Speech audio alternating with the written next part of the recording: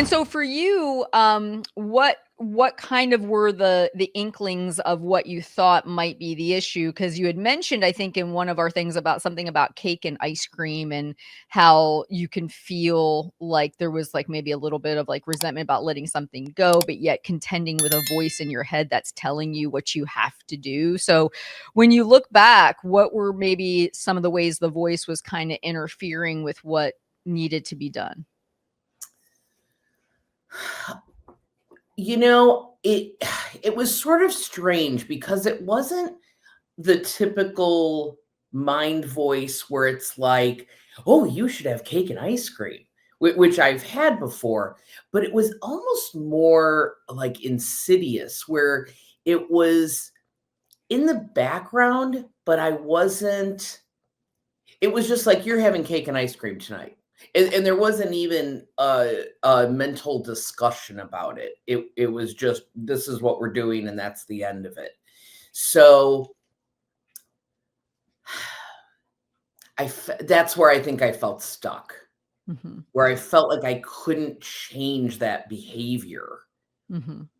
And then through the class, I was able to really go, I'm just telling myself that I can't do this. It's not real Mhm. that I can't do this. It's just like you said, habitual thinking that's like, "Oh no, you have to have cake and ice cream," because I had done it for so long. Yeah, and that's the thing we don't realize sometimes because we talked a lot in the intensive about stories, right? How we create these stories and then they almost take on like a life of their own, right? Like the story, I can't not have the ice cream and the cake, right? That could become a repetitive story that we just buy into wholesale and we don't ever even question it. Was that a little bit clearer to you being in the intensive and maybe getting to hear from other participants and some of their stories that they were repeating or had felt were true without questioning them? Was that helpful for you? Oh, absolutely.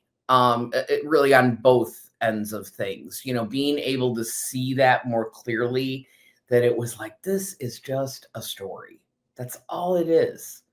If I don't have cake and ice cream, or if I have half the cake and ice cream I normally do, I am not gonna die, Mhm. and then with regard to hearing other people's stories, that is just, I think, always really helpful, because sometimes you can feel really alone and like, what is my problem that I can't do this?